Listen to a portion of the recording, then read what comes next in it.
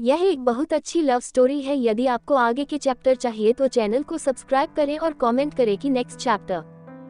30 she was raped. Karan जैसे ही यह कहता है कि सिया के डैड की उम्र 5 साल के बच्चे की तरह हो गई है, ये बात सुन सिया शॉक्ड हो जाती है। सिया रुंधे गले से अंडस को कैसे कोई इंसान इतना हैवान बन सकता है, कैसे मेरे डैड के साथ इन्होंने ये सब किया, ये तो उनके कॉलेज के फ्रेंड है। क्या कोई अपने दोस्त के साथ ऐसा करता है? अगर उन्हें हमारी प्रॉपर्टी चाहिए होती तो हमसे मांग लेते, हम खुशी खुशी दे देते, पर उन्हें ये करने की क्या जरूरत थी? उन्होंने मेरा पूरा बचपन छीन लिया, साथ ही मेरे डैड की पूरी जिंदगी। करण सिया के कंधे पर हाथ रख अंडस को मुझे पता है तुम्हारे और तुम्हारे परिवार के साथ बहुत गलत हुआ है और कहीं ना कहीं इसका जिम्मेदार मैं भी हूँ। मैं जो हुआ उसे बदल तो नहीं सकता, पर मैं उसे ठीक करने की पूरी कोशिश करूँगा। मैं तुम्हारे डैड को वर्ल्ड के बेस्ट डॉक्टर को दिखाऊंगा और तुम्हारे डैड को पहले जैसा करके रहूंगा और शायद यही मेरे कर्मों का प्रायश्चित होगा। मैंने तुम्हें अनजाने में बहुत दर्द दिया है, किसी और की गुनाहों की सजा मैंने तुम्हें दे दी है और अब उस गलती की भरपाई करने का वक्त आ गया है। सिया रोते हुए अंडस को मुझे नहीं चाहिए किसी का प्रायश्चित, मुझे बस मेरे डैड चाहिए, मेरा परिवार चाहिए। जो जैसा था उसे वैसा कर दो बस। तुम सब ने मिलकर मेरे पूरे परिवार की जिंदगी बर्बाद कर दी और तुम्हें तो मैं कभी माफ नहीं करूंगी करण, क्योंकि इन सब की वजह चाहे कोई भी हो, पर तुमने मुझे सबसे ज्यादा दर्द पहुंचाया है, फिजिकली, मेंटली, हर तरीके से। तुम्हारी वजह से मेरी मॉम को वह देखना पड़ा जो शायद कोई भी माँ कभी भी नहीं देखना चाहेगी। उन्होंने अपनी बेटी की शादी के लिए जो भी सपने संजोए थे उसे तुमने एक पल में तोड़ कर रख दिया। ना मैं तुम्हें कभी माफ करूंगी करण ओबरॉय, और ना ही रवीश मल्होत्रा को। तुम दोनों झूठे मक्कार हो। करण बिना किसी भाव के अंडस को मैं जानता हूँ कि माफ करना आसान नहीं है तुम्हारे लिए, इसलिए अब मैं तुमसे माफी भी नहीं मांगूंगा। पार जो गुनाह मैंने किया है उसका प्रायश्चित मैं करके रहूंगा। मैं तुमसे वादा करता हूँ कि मैं तुम्हें तुम्हारा परिवार बिल्कुल पहले जैसे लौटा कर दूंगा। जो दर्द मैंने तुम्हें दिए हैं शायद वो कभी भर नहीं पाएंगे, पर मैं उन्हें भरने की कोशिश जरूर करूंगा। इतना कहकर करण रवीश मल्होत्रा की तरफ बढ़ने लगता है। करण बढ़ा ही रहा था कि तभी सिया उसका हाथ पकड़कर उसे रोक लेती है। करण अपना चेहरा पलट सिया को देखता है। सिया बिना किसी एक्सप्रेशन के अंडस को अब नहीं, अब जो करूंगी मैं करूंगी। वह मेरे गुनहगार है, उसे सजा भी मैं दूंगी। इतना कहकर सिया जमीन पर पड़ा हुआ हंटर उठाती है और साथ ही टेबल पर से एक पानी का जग उठाती है। सिया गुस्से में रवीश मल्होत्रा के ऊपर जग का सारा पानी उड़ेल देती है, जिसे रवीश, जो धीरे धीरे बेहोश हो रहा था, वो एकदम से होश में आ जाता है। होश में आते ही वो अपने सामने सिया को देखता है, जो अपने हाथ में चबुक लेकर अपनी लाल आंखों से उसे ही देख रही थी। सिया की लाल आंखें देखकर कुछ पल के लिए रवीश घबरा जाता है। रवीश आगे कुछ कहता उससे पहले ही सिया उसे एक हंटर खींचकर मरती है, जिसे उसकी जोरदार चीख पूरे विला में गूंज उठती है। सिया नॉनस्टॉप रवीश को मारे जा रही थी, साथ ही सिया की आंखों से आंसू बह रहे थे। सिया अपने लाल आंखों के साथ अंडस को बहुत कुछ छीना है। तुमने मेरा पूरा बचपन बर्बाद करके रख दिया। तुमने मेरी माँ के इमोशंस के साथ खेला। तुम मेरी मम्मा को मेरी आंखों के सामने टॉर्चर करते रहे मेरा बाप बन के, और मैं चाह कर भी कुछ नहीं कर पाई। तुमने मेरा पूरा बचपन जहन्नुम से भी बदतर कर दिया। मैं तब तो कुछ नहीं कर पाई थी क्योंकि मैं कमजोर थी, पर आज नहीं रवीश मल्होत्रा, आज नहीं। आज मैं तुम्हें तुम्हारे गुनाहों की सजा दूंगी, और ऐसी सजा दूंगी कि आज के बाद तुम किसी भी मासूम के साथ कुछ भी करने से पहले 100 बार सोचोगे। तुमने मेरी मम्मा के साथ क्या कुछ नहीं किया, उसका हिसाब तुम्हें देना होगा। उन्होंने तुम्हारा हर दर्द सहा, ये सोचकर कि तुम उनके हस्बैंड हो, जो एक वक्त उन्हें उनकी जान से भी ज्यादा प्यार करता था। यही सब सोचकर वो हमेशा हर दर्द बर्दाश्त करती रही। और तुमने क्या किया? तुमने उन पर सिर्फ हाथ नहीं उठाया, बल्कि उनके साथ जबरदस्ती की, उनके साथ फिजिकल होते रहे।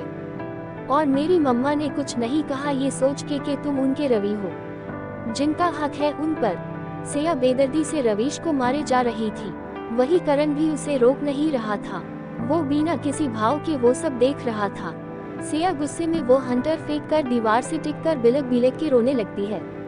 सिया रोते हुए अंडस को मैं भुला नहीं सकती, मेरी मम्मा की चीखें, वो कैसे रातों को इसका शिकार होती थी। सुबह तक उनकी हालत अधमारी हो जाती थी।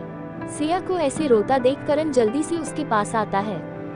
करण सिया को गले लगाकर उसकी पीठ सहलाते हुए अंडस्को सिया चुप हो जाओ, तुम अगर ऐसे रोगी तो तुम बीमार हो जाओगी। सिया करण के गले लग अंडस्को मम्मा को तो पता भी नहीं था कि शी वॉज रेप। उन्हें तो लगता था जो भी है वो उनका पति है। क्या गुजरेगी जब मम्मा को पता चलेगा ये सब? मम्मा ये सब कैसे बर्दाश्त करेंगे? करण सिया की पीठ सहलाते हुए अंडस्को जो भी हुआ हम उसे बदल नहीं सकते सिया, पर ये वक्त टूटने का नहीं है। तुम्हें खुद को संभालना होगा ताकि तुम सब संभाल सको, अपनी मम्मा को, अपने डैड को, तुम्हारे आयु को। कुछ पल ऐसे ही सिया करण की बाहों में रोती रहती है। फिर कुछ देर बाद सिया करण को झटके से अपने से दूर करती है। सिया अपनी लाल आंखों से अंडस्को आई हेट योर करण, इन सब में तुम भी बराबर के हिस्सेदार हो। तुमने मुझे हर वो दर्द दिया जो तुम दे सकते थे, और मैंने हर वो दर्द बर्दाश्त किया जो मैं नहीं कर सकती थी। और वो दर्द बर्दाश्त करते करते मुझे तुमसे इतनी नफरत हो गई है को अब चाहे तुम जो भी कर को, ये नफरत जो मेरे दिल में तुम्हारे लिए है वो कभी नहीं जाएगी। आई हेट योर करण। सिया अपनी लाल आंखों से अंडस्को आज तक तुमने मुझे बहुत दर्द दिया, उसकी वजह चाहे जो भी हो, पर तुमने मुझे दर्द दिया जिसे मैं कभी नहीं भुला सकती, और अब मैं तुम्हारे साथ इस छत के नीचे भी नहीं रह सकती। करण सिया की बात सुन अंडस्को जैसा तुम चाहो तुम वैसा कर सकती हो, मैं तुम्हें नहीं रोकूंगा। सिया करण की बात सुन अपने आंसू पूछते हुए अपने डैड के पास जाती है। सिया अपने डैड से अंडस्को डैड चलो मेरे साथ अपने घर, इतना कहकर सिया उनका हाथ पकड़ने के लिए अपना हाथ आगे बढ़ाती है कि तभी रवि जी जल्दी से अपनी जगह से उठकर करण के पास जाकर उसके पीछे छुप जाते हैं। रवि जी करण के पीछे छुपते हुए अंडस्को मैं नहीं जाऊंगा तुम्हारे साथ कहीं, तुम बहुत बुरी हो।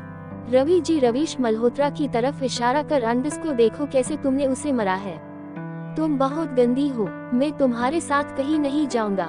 रवि जी की बात सुन सिया उनकी तरफ अपने कदम बढ़ाते हुए अंडस्को आप गलत समझ रहे हैं डैड, ये आदमी गंदा था इसलिए मैंने इसे मारा, मैं आपको कोई नुकसान नहीं पहुंचाऊंगी।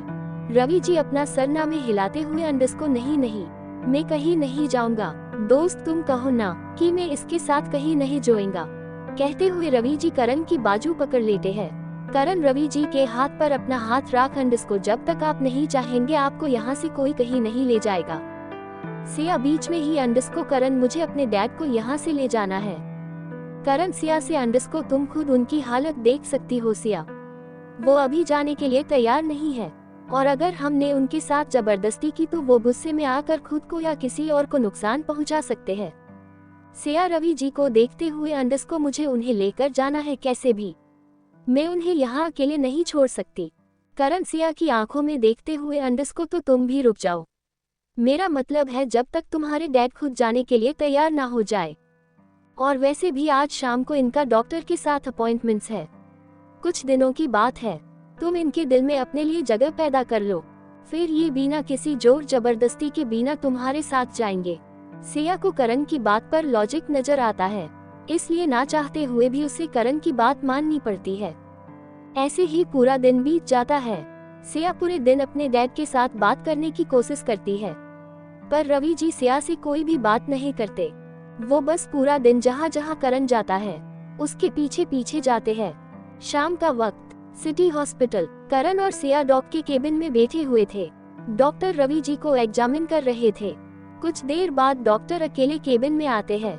सिया डॉक से अंडस्को उनकी हालत कैसे है डॉक सीरियस टोन में अंडस्को उन्होंने अपनी जिंदगी का एक लंबा अर्जा 4 दिवालियों में निकाला है, जिस वजह से उनकी मेंटल हेल्थ ऐसी हो गई है, उनका दिमाग 5 साल के बच्चे की तरह हो गया है। डॉक की बात सुन सिया की आंखें फिर से भर आती है, पर वो उन्हें बहने नहीं देती। करण डॉक से अंडस्को अब आगे क्या करना है? डॉक करण से अंडस्को लंदन, इनका ट्रीटमेंट वही हो सकता है क्योंकि वहाँ मेंटल हेल्थ के सबसे बड़े डॉक्टर्स हैं, तो आप इन्हें वहाँ ले जाइए, वहाँ जाके ये बहुत जल्द रिकवर कर जाएंगे। सिया डॉक से अंडस्को वहाँ ट्रीटमेंट का खर्चा कितना होगा डॉक? सिया की बात सुन डॉक उसे देखने लगता है। डॉक सोच रहा था कि करण ओबरॉय की बीवी को पैसे की टेंशन लेने की क्या जरूरत होगी। डॉक जो जवाब न देता देख सिया एक बार फिर अंडस्को डॉक मैंने कुछ पूछा। करण बीच में ही अंडस्को ठीक है, हम कल ही लंदन जाएंगे, आप वहाँ सारी तैयारियां कीजिए। इतना कहकर करण सिया का हाथ पकड़ केबिन से निकल जाता है। वही सिया गुस्से में करण को घूरने लगती है। करण की कार में करण सिया और रवि जी के बीच में बैठा हुआ था। वही सिया और रवि जी उसके दोनों तरफ बैठे हुए थे। सिया मुंह फुलाकर विंडो से बाहर देख रही थी।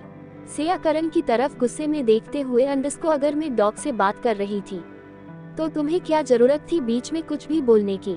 करण बिना सिया की तरफ देखे अंडरस्को तुम मेरी वाइफ हो। द करण ओबरॉय की अगर तुम उनसे पैसों के बारे में पूछोगी तो मुझे यही करना होगा। सिया बीच में ही अंडरस्को पर अब हमार डिवोर्स हो गए हैं। करण सामने देखते हुए अंडरस्को पर ये बात अब तक किसी को पता नहीं है। दुनिया की नजरों में अभी भी तुम मेरी बीवी हो।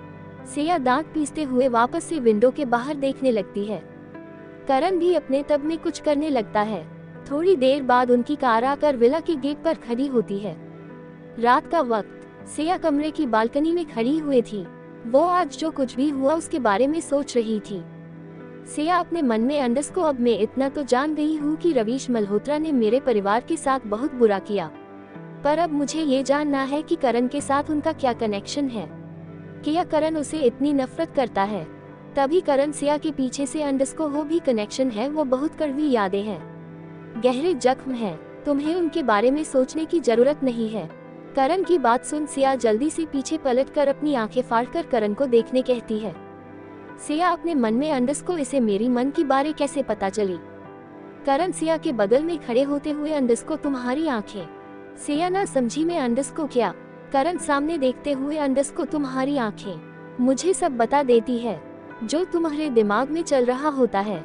करण की ये बात सुन सिया फिर से हैरान हो जाती है। करण सिया को इन्वोल्व देते हुए अंडरस्को ज्यादा सोचने की जरूरत नहीं, फिलहाल के लिए ये देखो सिया का केयर करना। करण ने सिया को जो इन्वोल्व दिया था वो सिया खोल के देखने लगती है। सिया करण से अंडरस्को ये तो। करण बीच में ही अंडरस्को कल शाम हम लंदन जा रहे हैं। सिया करण को देखते हुए अंडरस्को मैं तुम्हारे साथ कहीं नहीं जाने वाली। करण सामने देखते हुए अंडरस्को ओके तो मैं और डैड चले जाते हैं। सिया करण के मुंह से अपने डैड के लिए डैड वर्ड सुन हैरान हो जाती है। सिया करण से बोली अंडरस्को वो तुम्हारे डैड नहीं है। करण सिया को देखते हुए अंडरस्को अभी ये डिस्कस करने का वक्त नहीं है। हम कल लंदन जा रहे हैं, अगर तुम चाहो तो हमारे साथ आ सकती हो। इतना कहकर करण मुड़कर जाने लगता है। सिया करण को जाते देख अंडरस्को क्यों कर रहे हो ये सब? इन सब का अब क्या मतलब है? और तुम चाहे जो कर लो पर मैं तुम्हें कभी माफ नहीं कर सकती। करण बिना पीछे मुड़े अंडरस्को ये सब मैं कर रहा हूँ ताकि जो मैंने गलत किया है उसे सुधार सकूं, और तुम चाहो तो मुझे माफ करो या ना करो वो तुम्हारी मर्जी होगी। मैं तुम्हें इसके लिए फोर्स नहीं करूँगा, पर मैं ये भी जानता हूँ कि तुम मुझे माफ कर दोगी। करण आगे बोलते हुए अंडरस्को तुम इस कमरे में सो जाओ, मैं दूसरे कमरे में जा रहा हूँ। इतना कहकर करण बिना पीछे मुड़े वहाँ से निकल जाता है। करण के जाने के बाद सिया भी जाकर बेड पर लेट जाती है और कुछ ही देर में उसकी आंखें लग जाती है। Next morning Oberoi empire. Kavya जल्दी जल्दी भागते हुए ऑफिस के अंदर एंटर करती है। काव्या खुद से ही बदबड़ते हुए अंडरस्को क्या काव्या, पहले दिन कोई लेट होता है क्या? तू भी ना एकदम पागल है। इतना कहकर काव्या जल्दी से लिफ्ट की तरफ बढ़ जाती है। काव्या को लिफ्ट 5वें फ्लोर पर आकर रुकती है। काव्या जल्दी से फ्लोर पर जाकर रिसेप्शनिस्ट से अंडरस्को गुड मॉर्निंग मैम, आज मेरी ज्वाइनिंग है। काव्या की बात सुन रिसेप्शनिस्ट किसी को कॉल करती है। कुछ देर कॉल पर बात करने के बाद अंडरस्को मैम 25th फ्लोर पर जाइए, वहां जाने के बाद आपको आपका काम पता चल जाएगा। काव्या हैरानी से अंडरस्को 25 फ्लोर पर वहां तो सारी हाई अथॉरिटी होंगी, वहां मेरा क्या काम? रिसेप्शनिस्ट काव्या से अंडरस्को मैम आप जाइए, आपको खुद पता चल जाएगा, और आप थोड़ा जल्दी जाइए क्योंकि आप ऑलरेडी लेट है। रिसेप्शनिस्ट की बात सुन काव्या बिना कुछ कहे वहां से निकलकर लिफ्ट में घुस जाती है। 25 फ्लोर। काव्या की लिफ्ट से बाहर आती है। काव्या आसपास देखते हुए अंडरस्को यहाँ तो कोई है ही नहीं, ये पूरा फ्लोर कितना खूबसूरत है, साथ ही कितना डरावना भी, यह कोई देख ही नहीं रहा। तभी काव्या को नजर दूसरी रिसेप्शनिस्ट पर पड़ती है। काव्या उसके पास जाती है। काव्या कुछ कहती उससे पहले ही वो रिसेप्शनिस्ट काव्या अंडरस्को मैम ये रहा आपका शेड्यूल कि आपको आज पूरे दिन क्या काम कैसे करना है, इसे लेकर आप केबिन में जाए, सर आपका इंतजार कर रहे हैं। काव्या ऑलरेडी लेट थी, इसलिए वो बिना कुछ कहे सीधा वो लेटर लेकर केबिन की तरफ चली जाती है। काव्या केबिन के डोर पर जाकर नॉक करती है। तभी अंदर से एक आवाज आती है, अंडरस्को कम इन। आवाज सुनकर काव्या अंदर जाती है और अंदर जाते ही उसी नजर अपने सामने बैठे शख्स पर जाती है, जिसे देख उसकी आंखें फटी की फटी रह जाती है। शाम का वक्त, करण का विला। सिया अभी अपने डैड के साथ बैठी हुई थी। रवि जी सिया को देख उसे इग्नोर कर रहे थे, क्योंकि उन्हें सिया का काल यू रवीश को मरना अच्छा नहीं लगा था, जिस वजह से वो सिया से बात नहीं कर रहे थे। वही करण अपने स्टडी रूम में था। रवि जी अपने टॉय से खेलते हुए चोर नजरों से सिया को देख रहे थे। वही सिया भी कब से उनकी हरकतें नोट कर रही थी। तभी करण के स्टडी रूम से करण के कराहने की आवाज आती है। वो आवाज ज्यादा जोर की नहीं थी, पर सिया स्टडी रूम के सामने सोफे पर ही बैठी थी, जिस वजह से उसे करण की आवाज सुनाई देती है। करण के कराहने की आवाज सुन सिया घबरा जाती है। सिया भागते हुए करण के स्टडी रूम में जाती है। करण अपनी टेबल के पास खड़ा था। उसके हाथों से काफी खून बह रहा था। वही नीचे कांच का ग्लास गिरा हुआ था। सिया खून देख के घबरा जाती है और जल्दी से करण के पास जाती है। सिया करण का हाथ देखते हुए, अंडरस्को ये कैसे हुआ? करण अपने हाथ को देखते हुए, अंडरस्को अरे कुछ नहीं, बस हल्का सा कट लग गया है। Siya first aid box drawer से लेते हुए, अंडरस्को कितना खून निकल रहा है और ये तुम्हें हल्का सा कट लग रहा है। उसके बाद सिया करण का हाथ पकड़ वही सोफे पर बैठ जाती है और करण की ड्रेसिंग करने लगती है। वही करण ये सब बड़े ध्यान से देख रहा था। वो एक तक सिया के चेहरे को देख रहा था। सिया ड्रेसिंग करते हुए, अंडरस्को कैसे लगी ये चोट? करण सिया को देखते हुए, अंडरस्को कुछ इम्पोर्टेंट फाइल ढूंढ रहा था। जल्दी जल्दी में हाथ लैंप पर लग गया और ये चोट आ है। सिया करण को घूरते हुए, अंडरस्को कोई काम आराम से नहीं कर सकते। सिया की बात का करण कोई जवाब नहीं देता। करण को जवाब न देता देख सिया भी बिना कुछ बोले करण की ड्रेसिंग करने लगता है। सिया कुछ ही देर में करण को ड्रेसिंग कर देती है।